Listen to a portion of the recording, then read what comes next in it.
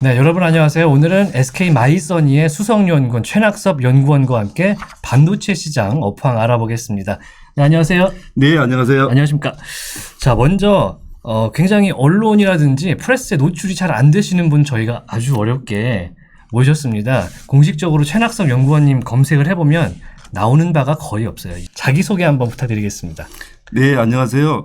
현재 SK그룹의 교육 플랫폼인 마이서니에서 일을 하고 있습니다. 마이서니 이전에는 SK경영경제연구소 그리고 한국경제신문 기자도 경험했습니다. 네, 한국경제신문 출신이시기 때문에 굉장히 오늘 다양하고 재밌는 이야기 기대해 보도록 하겠습니다. 네. 일단 오늘 저희가 모신 거는 최근에 반도체 시장이 굉장히 주목받는 시장이 예전부터 됐지만 네. 올해 그리고 내년에 유독 전망이 좋단 말이죠. 네. 어떻게 될지 모르는 상황이기도 하고 네. 그래서 모셨는데 일단 반도체 시장과 용어에 대해서 좀 정리가 필요한 것 같아요. 네, 네. 반도체가 사실은 용어 자체가 전문가들이 자주 사용하는 그 용어들이라서 어려운 부분인데요. 네. 그 기능 차원에서 보면 그 메모리와 비메모리 물론 그 시스템 반도체는 비메모리 영역에 속하는데요. 메모리는 말 그대로 기억하는 내용을 꺼내서 사용할 수 있는 기능이 있는 거고요. 비메모리는 거기에 플러스해서 연산과 추리까지 가능한 메모리를 일컫습니다. 또 다른 한편으로는 반도체를 그 밸류체인 차원에서 보면 설계를 담당하는 팹리스, 생산을 담당하는 파운드리, 그리고 이걸 최종 조립하는 팹이 있는데요. 파운드리와 그 팹리스 중간에 디자인 하우스가 있습니다. 네. 디자인 하우스를 이렇게 비유하면 될 것 같은데요. 일반적으로 저희들이 그 건축물을 어떤 설계를 할 때 기본적으로 그 팹리스라는 이 디자인 회사에서는 조감도 형태를 만듭니다. 팹리스는 디자인 회사, 디자인 맞습니다. 담당. 네, 맞습니다. 네. 네, 그래서 조감도 형태를 만들면 그걸 가지고 바로 파운드리에서 생산을 할 수가 없습니다. 네. 그래서 중간에 디자인 하우스가 있는데 디자인 하우스라는 것은 큰 조감도가 있는 상태에서 이게 어떤 재질로 유리로 할 거냐, 철골조로 할 거냐, 그리고 안에 그 인테리어를 어떻게 할 거냐를 아주 그 세밀하게 그 디자인하는 회사를 디자인 하우스라 그럽니다. 네. 그래서 디자인 하우스가 있어야만 그 설계도를 가지고 파운드리 회사에서 생산을 할 수 있는 겁니다. 그러니까 팹리스는 설계를 담당하고 네, 맞습니다. 설계도를 그리는 회사가 팹리스 담당이고 네, 그리고 파운드리는 거의 생산을 전념으로 하는 맞습니다. 네, 생산 전문 회사인 공정을 네, 파운드리라고 하는데 네. 이제 시스템이 뜨는 시대가 확실히 왔고 네. 네, 실제로 보면 그 전체 그 반도체 시장에서 메모리는 30% 정도, 비메모리는 70%를 차지합니다. 그런데 비메모리는 주로 파운드리라는 회사를 통해서 생산이 되고요. 메모리는 저희 삼성전자나 하이닉스 같이 설계와 생산을 같이 하는 회사들이 만들고 있습니다. 궁금한데 그런데 삼성전자나 SK하이닉스는 시스템 반도체를 주력으로 하진 않잖아요. 네, 맞습니다. 그 이유가 있을까요? 뭐 사람들이 그런 얘기해요. 인텔 CPU 같은 거 삼성에서 만들면 잘 팔지 않을까, 잘 만들지 않을까, SK가 이런 거 능력 있지 않을까 하는데 잘 하지 못하죠 아직은. 그 반도체라는 건 사실은 아주 특수한 기능이 있는 제품인데요. 반도체랑 시스템 반도체는 본질적으로 내용이 완전 다른 것 같습니다. 예를 들어서 일반적인 메모리는 고객이 완전히 다릅니다.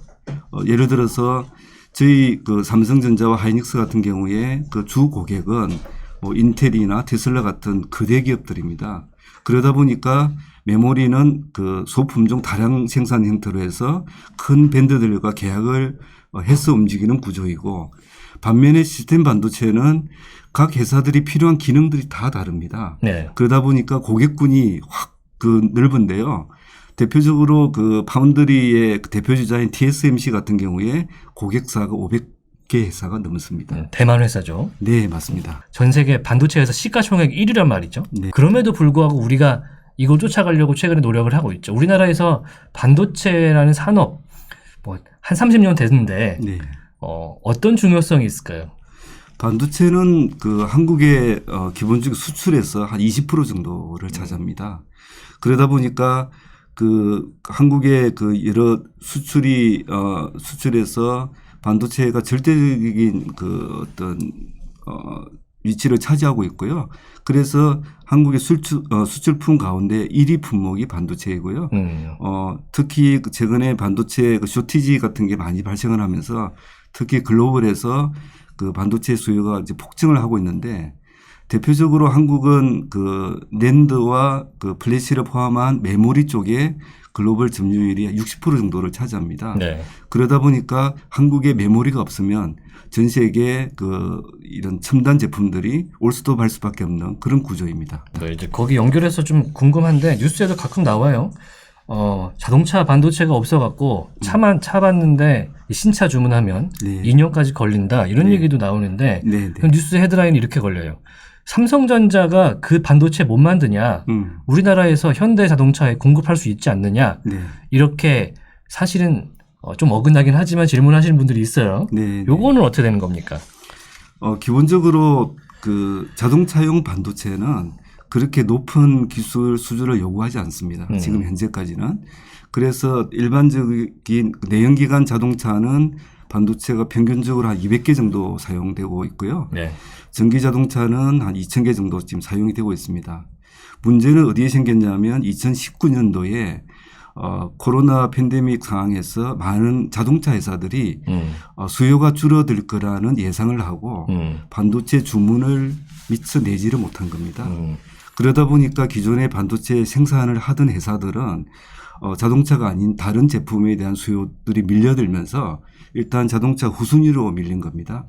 그래서 지금 뭐 1년, 2년 쇼티지 이야기가 나오는 이유가 이미 그 많은 반도체 회사들이 1년에서 2년 정도의 주문 물량을 확보를 하고 있는 상태라서 그걸 바꾸기는 어려운 그런 상황입니다. 반도체는 그런 주문과 설계를 해달라고 하는 것과 네네. 실제로 제작이 되는 시차가 있기 때문에 네네. 사이클이 발생하게 되는데 네네. 올해가 사실 뭐 빅사이클이다 이런 얘기가 3, 4월에는 많았거든요. 네네. 그게 지금 유효하냐 특히 코로나19의 언택트 장비들 네. 뭐 하다못해 노트북 뭐 캠코더 이런 네. 것들이 엄청나게 늘어났는데 지금 어떻게 보십니까? 수요가 내년까지 좀 가겠습니까?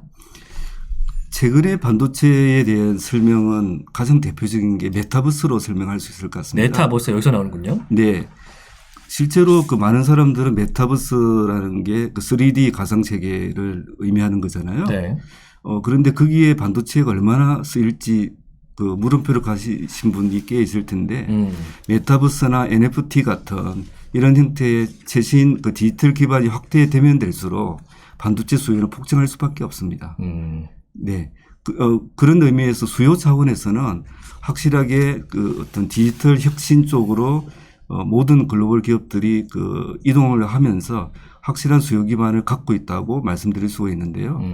또 한편으로는 미국과 중국의 갈등 때문에 이런 기본적인 디지털 혁명이라는 큰 트렌드를 좀 복잡하게 만드는 그런 요소들이 있어서 사람들이 많이 그 헷갈려하는 것 같은데요. 수요 사이드에 보면 확실하게 반도체 수요는 살아있다라고 말씀드릴 수 있을 것 같습니다. 현재 진행되는 이 반도체 사이클이 큰 폭으로 이어져서 내년에도 유효할 것이다. 특히 그 페이스북이 회사 이름을 메타로 바꿀 정도로 메타버스에 대한 수요는 저희들 상상을 초월하는 것 같습니다. 그런 메타버스가 구현이 제대로 되려면 기본적인 메모리 반도체는 필수적입니다. 그 시스템의 안정화를 위해서요. 그렇다 그러면 테슬라에서도 계속 자동차, 전기 자동차를 생산을 하고 있고 그리고 애플이나 다른 기업들도 반도체에 대한 수요가 높아지는 상황에서 메타버스라는 새로운 키워드가 나오는 상황에서는 수요가 확실하게 살아있고 쭉 커질 것이다. 그렇게 예상할 수 있습니다. 네. 그래서 최근에 반도체 관련 주들이 이제 약간 특히 미국에서는 호황장세를 보이는 경우가 상당히 있고 현재도 진행이 되고 인텔이 네. 파운드리를 다시 하겠다라고 선언을 했죠. 네. 그리고 TSMC가 이제 생산 쪽에서는 완전 독주 체제고 시가총액이 압도적으로 높은 상황이고 이런 상황에서 미국의 삼성도 공장을 짓겠다라 그래서 뭐 이렇게 막 다 가갖고 뭐 축하하는 그런 것도 하고. 네. 그 세 개 회사 인텔, TSMC, 삼성을 꿰뚫는 하나의 키워드가 있습니다. 결국 파운드리입니다. 파운드리다. 파운드리 중에서도 10나노 이하의 최첨단 파운드리입니다. 지금 현재 그 10나노 이하를 생산할 수 있는 기업은 삼성전자와 TSMC 두 개 회사밖에 없습니다. 그런데 인텔은 새로 그 파운드리 쪽으로 컴백을 했는데 2025년까지 1.8나노까지를 하겠다라는 비전을 발표했지만 실제로 손에 잡히는 내용들이 없어서 시장에서는 약간의 그 의구점들이 생기고 있는 상황입니다. 그래서 주가도 사실 보여준 게 없으니까 많이 떨어지고 있고. 결국은 그 10나노 이하의 최첨단 공정에서는 지금 글로벌 업체 가운데 삼성과 TSMC 두 회사밖에 없습니다. 네. 그러다 보니까 최첨단을 원하는 애플, 퀄컴 많은 기업들이 이 두 개 회사를 찾게 되는데요. 실제로 그 현장 그 파운드리 업계에서 지금 이야기하고 있는 내용들은 TSMC는 기본적으로 그 글로벌에서 삼성과 뭐 1, 2위를 다투는 정도의 이야기를 지금 하고 있습니다. 그래서 실제로 이런 빅테크 기업들의 수요가 폭증을 하면서 이걸 한 회사가 감당할 수준을 넘어서고 있습니다. 그래서 두 개 회사가 경쟁한 것처럼 보이지만 실제로 시장 캐파가 폭증을 하면서 상당히 그 두 개 회사가 주목을 받고 있는 그런 상황으로 해석하시면 됩니다. 파운드리가 일단은 가장 중요한 상황이고 네, 생산을 어떻게 해내느냐. 네. 여기서 이제 회사의 이제 향방이 갈리게 되겠군요. 네, 맞습니다. 결국은 기술력 싸움인데요. 지금 현재 5나노에서는 그 TSMC와 삼성이 상용화를 한 걸로 지금 나오고 있고요. 네. 앞으로 3나노, 2나노를 누가 더 빨리 갈 거냐. 그 나노 기술이라는 게 첨단 기술을 상징하기 때문에 삼성과 TSMC 가운데 누가 먼저 가느냐가 실제로 어느 기업이 가장 기술력이 높냐라고 설명할 수 있는 키워드가 될 것 같습니다. 지금 양산되는 것 중에 가장 집적도가 높은 거는 어느 수준입니까? 지금 5나노로 보시면 됩니다. 5나노 수준이다. 네. 삼성은 가능하고 TSMC 가능하고. 다 가능합니다. 그렇군요. 네. 이 중에 어떻게 어느 회사의 물량을 어떻게 수주하느냐 이게 또 내년 전망에 반영이 되겠군요. 네, 맞습니다. 결국은 지금 이런 빅테크, 특히 미국의 빅테크 기업들은 계속 최첨단을 사양 자체를 요구하고 있는 상황에서 TSMC와 삼성의 물량 뺏기 경쟁은 계속 될 거로 그렇게 예상하고 있습니다. 솔직히 말해서 예. 이건 개인적인 궁금증이에요. TSMC가 규모도 그렇고 네. 해온 업력도 그렇고 파운드리 쪽에서는 사실 더 길고 규모가 큰 게 사실이잖아요. 맞습니다. 삼성이 뭐 따라잡을 수 있을까? 뭐냐면 지금 삼성전자 뭐 170조 원 붓겠다. 인텔이 110조 넣고 1나노 만들겠다. 네. 뭐 이러고 있고 TSMC 이길 수 있느냐, 어느 정도까지 따라갈 수 있느냐가 쟁점이거든요. 결국은 지금 포트폴리오상 삼성전자와 TSMC를 그 면밀히 보면 삼성전자가 가지고 있는 장점이 상당히 많습니다. 예를 들어서 TSMC는 파운드리를 최초로 그 비즈니스 모델화 시켜서 한 회사였는데 그렇죠. 다른 말로 하면 파운드리만 한다. 다른 건 없다. 그래서 이 반도체 시황 자체가 한번 출렁일 때 TSMC가 출렁일 수 있는 그런 기본적인 한계를 갖고 있고요. 반면에 삼성은 메모리라는 절대 우위를 가지고 있고 거기에 이제 시스템 반도체를 위해서 파운드리 쪽에 그 열심히 지금 투자를 하고 있는데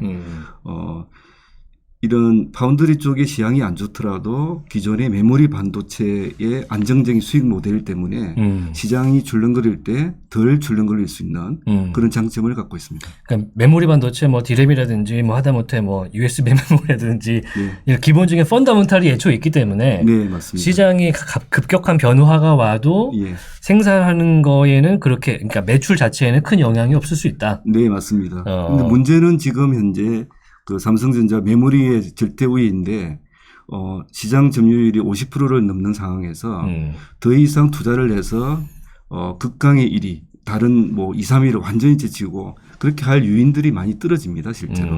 그러다 보니까 새로운 수익 모델을 위해서 이런 파운드리 쪽이 공격적으로 투자를 하고 있는 거고요.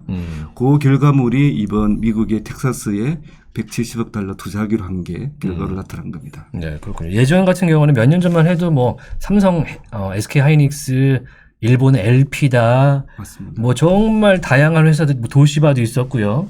파운드리를 잘해야겠군요. 내년의 매출이라든지 주가를 위해서는. 네.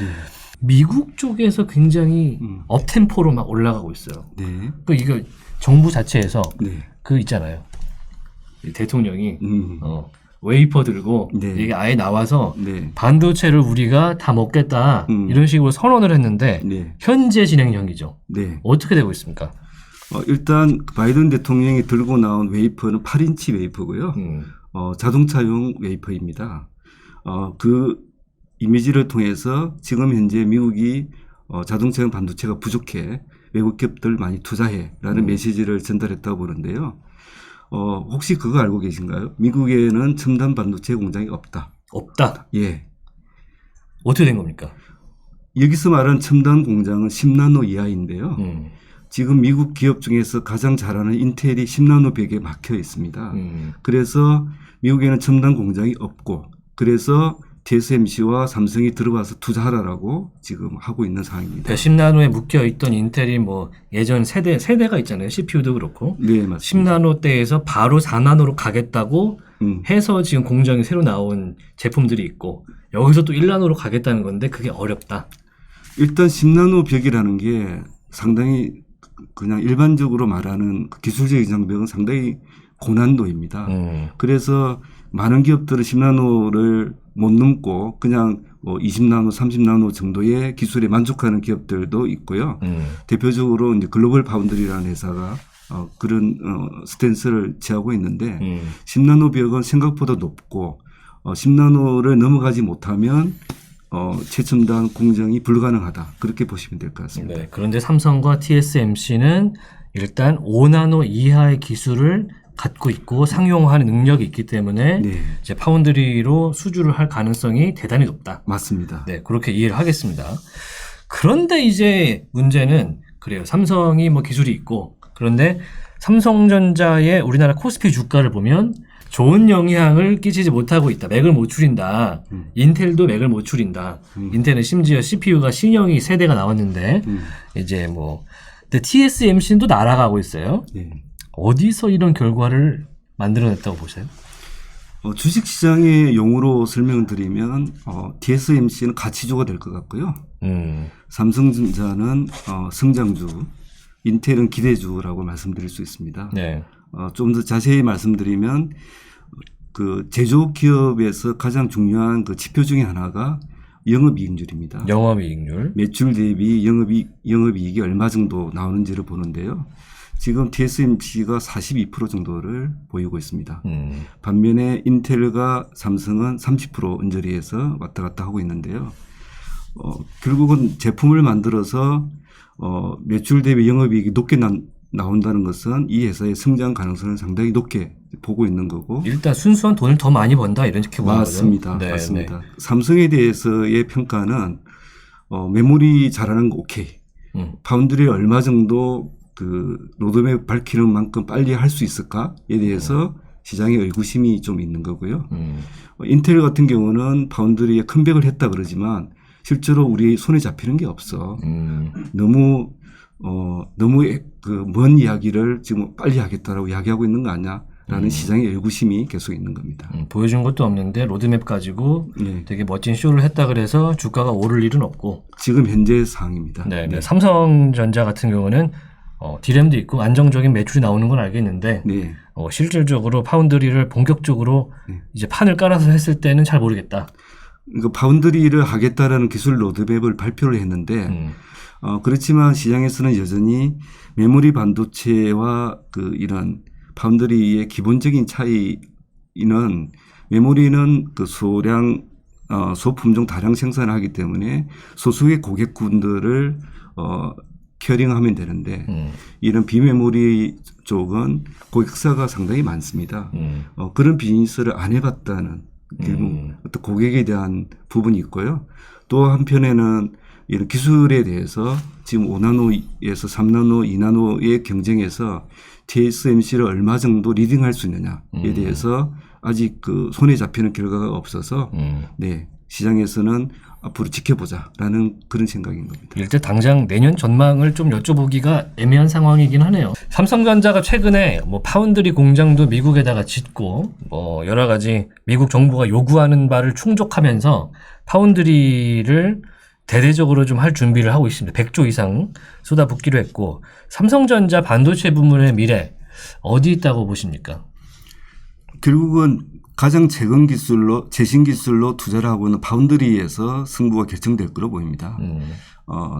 메모리에서는 삼성이 더 이상 잘할 수 없는 정도로 지금 잘 하고 있는 상황이라서 네. 파운드리에서 얼마나 기술력을 높여서 그 미국의 빅테크 기업들을 고객 구도로 확보하느냐 그 경쟁에 따라서 앞으로 삼성에 대한 전망이 많이 엇갈릴 거로 그렇게 생각하고 있습니다. 하이닉스는 뭐 합니까? 지금 최근의 반도체 게임은 많은 형태 공장을 신설하는 형태로 파운드리 쪽에 포커스를 되어 있습니다. 네.